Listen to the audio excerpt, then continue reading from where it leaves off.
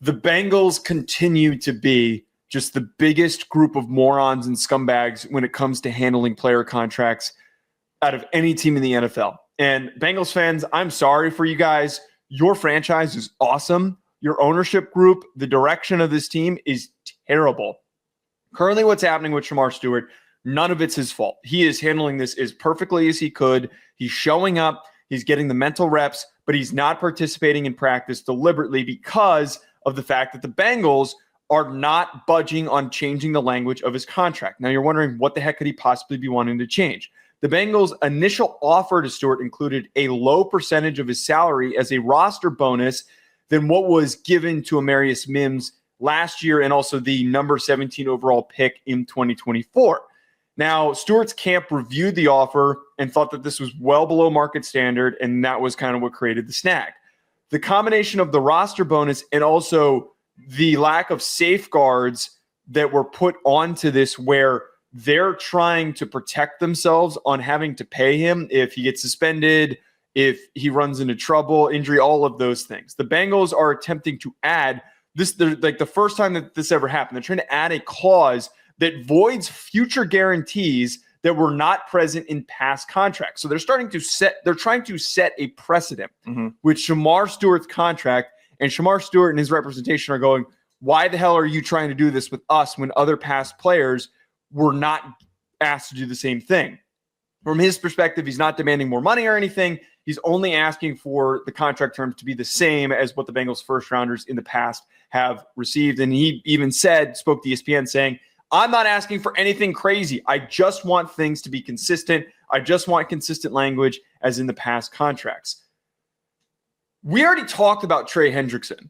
We already talked about the shittiness that they're dealing to that guy that was one of the most productive pass rushers over the past couple of years.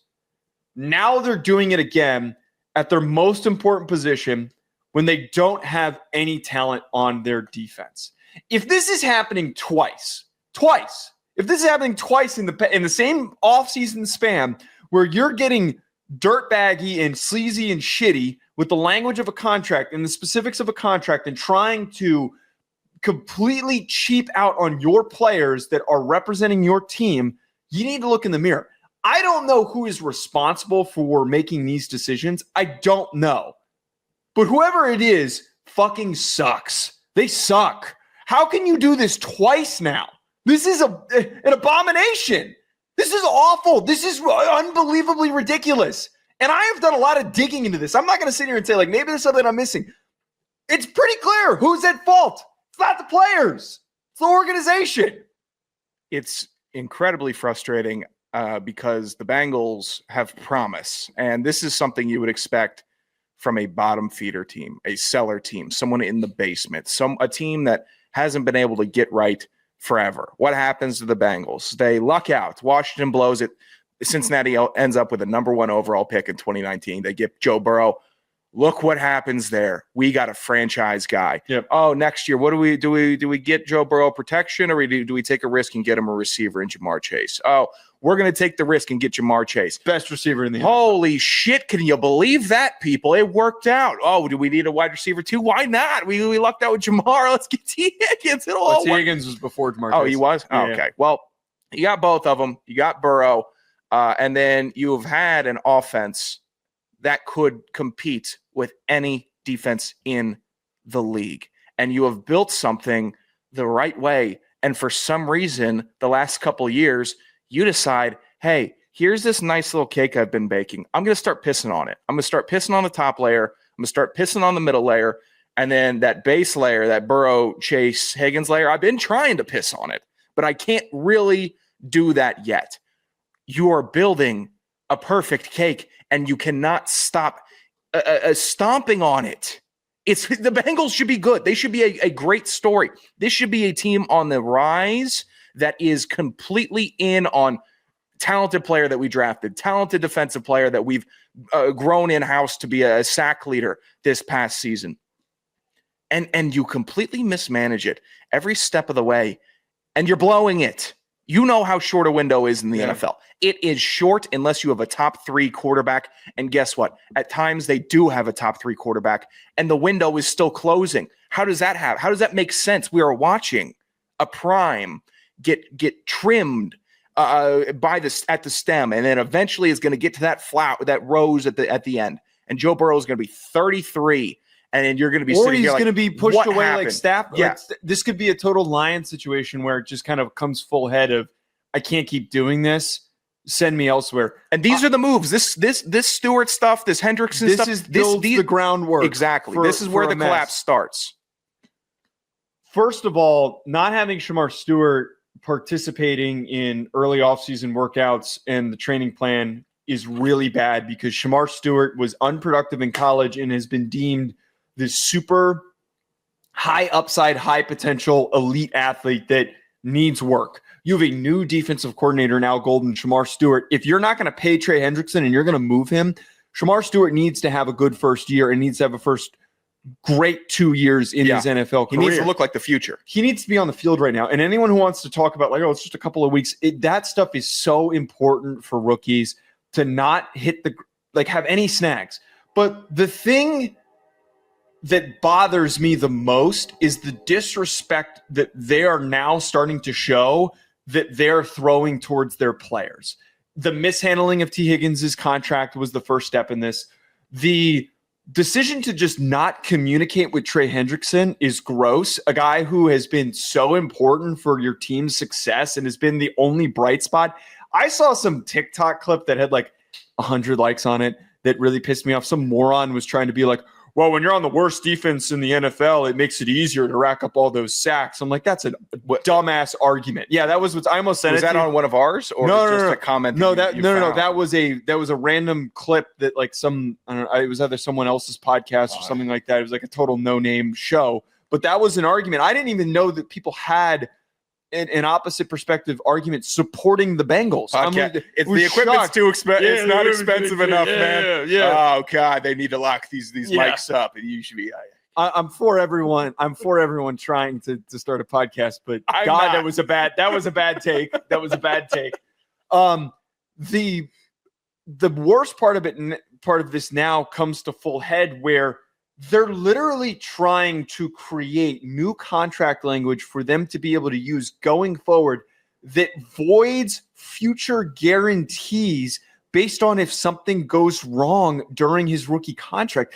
That is insane to me. That is so disrespectful to say, hey, man, we think you're just, I know this isn't what they're saying, but if I were his agent and if I were Shemar Stewart, I would read it as, we think you're going to be such a big fuck up that we just can't risk it. It's a prenup. But if it works out really well, we get all the benefit from it. We get all the great stuff out of it, like you playing well and making the team look better. But if a little bad thing, one really bad thing, like you're done. Like we're not paying you. You don't get any of the money that you were promised. None of it. I would demand to get traded if they refuse to change that language. That is insane. I don't know. From what I read into, it doesn't sound like any other NFL team does this.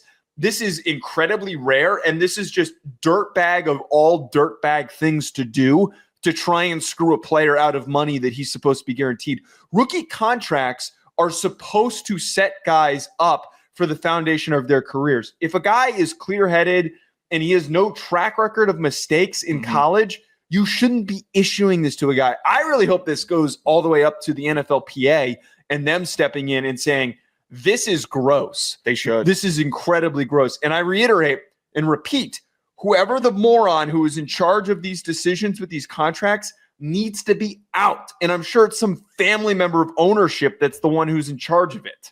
It's really gross because why? Stewart shouldn't play for them if this is continuing the contract, because why would you draft me then?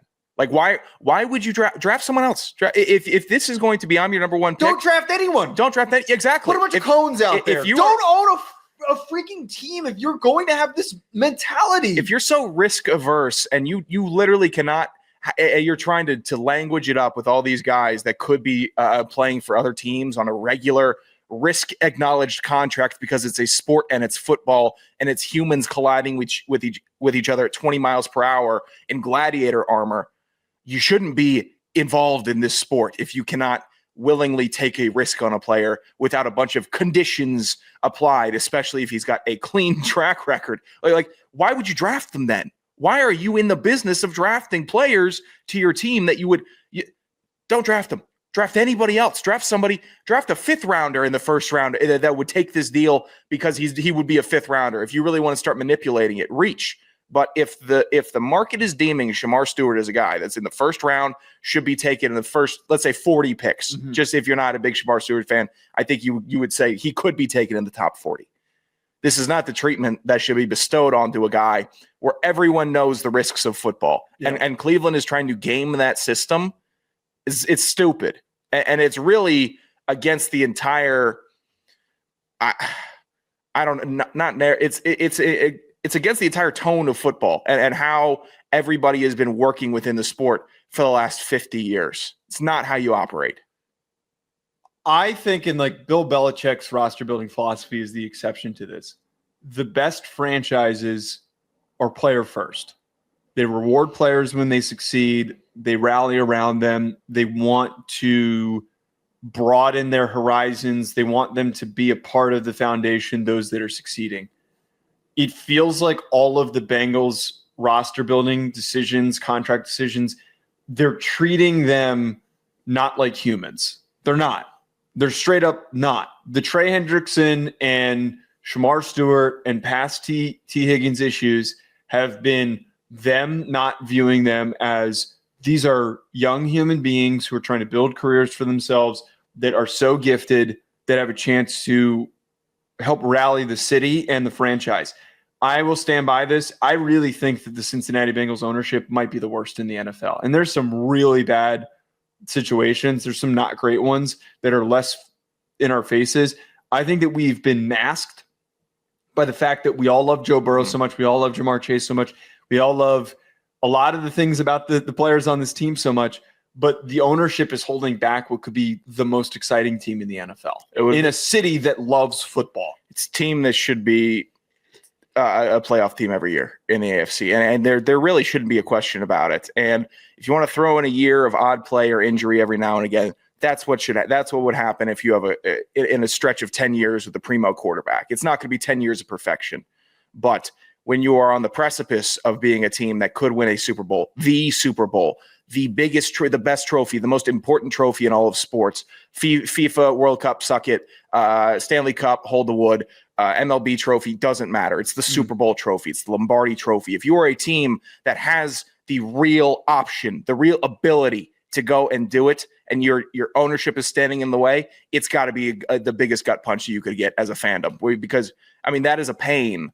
That is an absolute real pain that Cincinnati fans are having to deal with, knowing that this isn't over and there's going to be some more dummy shit coming down the pike later on, because why would they stop now? This is the last thing that this ownership's going to do that is going to have to be go under a microscope. They're not going to go out and walk it back in a PR statement and say, hey, that guy was just way out of line and we made some bad decisions. We're going to try to move. They won't do it. It's the NFL. They think they're too big and too protected to do it. You're getting called out. You're shutting down a window on what would be an exciting team. It is really spitting in the face of the league.